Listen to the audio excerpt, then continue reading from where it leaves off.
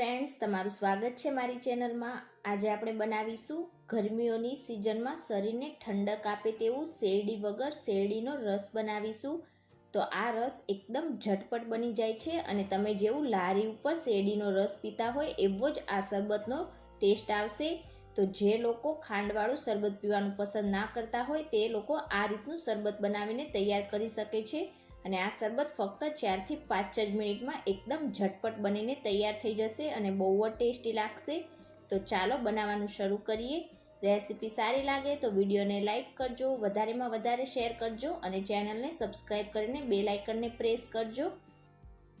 તો હવે સૌથી પહેલાં આપણે શરબત બનાવવા માટે એક બાઉલ લઈશું અને તેમાં આ રીતે એકદમ ઝીણો ઝીણો ગોળ સમારીને તૈયાર કરીશું।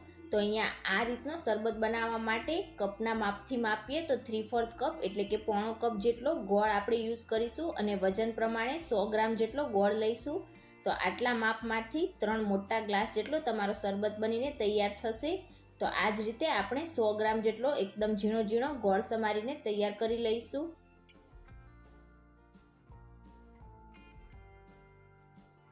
તો અહીંયા મેં બિલકુલ આ જ રીતે 3/4 કપ જેટલો ઝીણો ઝીણો ગોળ સમારીને તૈયાર કરી લીધો છે। તો હવે તેમાં 1 કપ જેટલું પાણી ઉમેરી દઈશું અને અહીંયા પાણી રૂમ ટેમ્પરેચર ઉપર હોય એવું જ મેં લીધું છે અને ગોળને આપણે પાણી સાથે એકદમ સારી રીતે મિક્સ કરી લઈશું।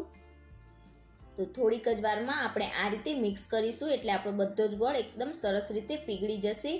કે પછી તમે તેને 3 થી 4 મિનિટ માટે સાઈડ ઉપર રાખશો તો પણ આપણો ગોળ થોડીક જ વારમાં એકદમ સરસ રીતે પીગળી જશે।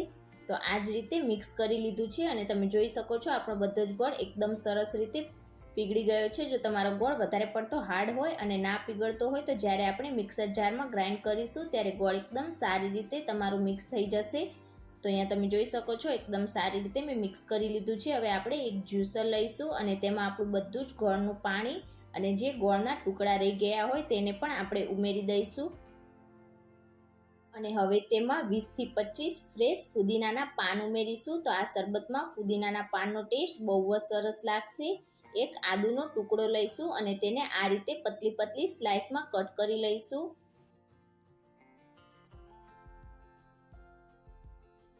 અને હવે તેમાં 1.5 લીંબુનો રસ નીચોવી દઈશું।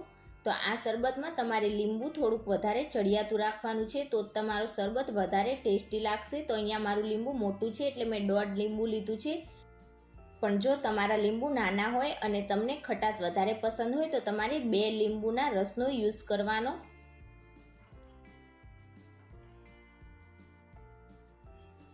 અને હવે તેમાં આપણે 1/4 ટીસ્પૂન સંચળ પાવડર ઉમેરીશું, 1/2 ટીસ્પૂન ચાટ મસાલો ઉમેરી દઈશું અને હવે બધી જ વસ્તુને આપણે આ રીતે ઢાંકણ બંધ કરીને એકદમ સારી રીતે પીસી લઈશું।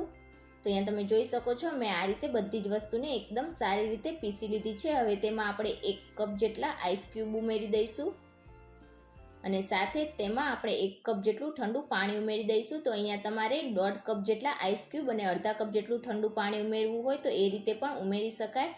હવે ફરીથી ઢાંકણ બંધ કરીને આપણે બધી વસ્તુને એકદમ સારી રીતે પીસી લઈશું। તો અહીંયા તમે જોઈ શકો છો ફક્ત 4 થી 5 જ મિનિટમાં આપણું એકદમ શેરડીના રસ જેવું જ ઠંડુ ઠંડુ શરબત બનીને તૈયાર થઈ ગયું છે, તમે જોઈ શકો છો। તો આ શરબતને આપણે ગાળવાનું બિલકુલ પણ નથી, આપણે ડાયરેક્ટ જ આ શરબતને સર્વ કરીશું અને જે લોકો ખાંડવાળું શરબત પીવાનું પસંદ ના કરતા હોય તે લોકો આ રીતે એકદમ ઝટપટ આ શરબત બનાવીને તૈયાર કરી શકે છે। તો એ સર્વિંગ ગ્લાસમાં આપણે સૌથી પહેલાં તો આઈસ ક્યુબ ઉમેરી દઈશું અને હવે તેમાં ઉપરથી આપણે બનાવેલું ઠંડુ ઠંડુ શરબત ઉમેરીશું।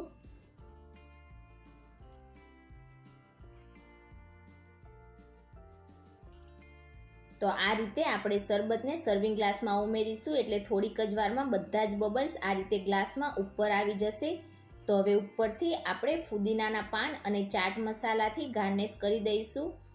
તો તમે ક્યારે આ રીતે શેરડીના રસ જેવું ઠંડુ ઠંડુ શરબત ના બનાવ્યું હોય તો એકવાર આ રેસીપી જરૂરથી ટ્રાય કરજો। 100% તમે એકવાર આ રીતે શરબત બનાવશો તો વારંવાર બનાવવાનું મન થશે, એટલું ટેસ્ટી બનશે। અને આજની મારી રેસીપી તમને કેવી લાગી મને કમેન્ટ કરીને ચોક્કસથી જણાવજો। રેસીપી સારી લાગી હોય તો વિડીયોને લાઇક કરજો, વધારેમાં વધારે શેર કરજો અને ચેનલને સબસ્ક્રાઈબ કરીને બેલ આઇકનને પ્રેસ કરજો એટલે નવી રેસીપીના નોટિફિકેશન આવશે। Thank you for watching.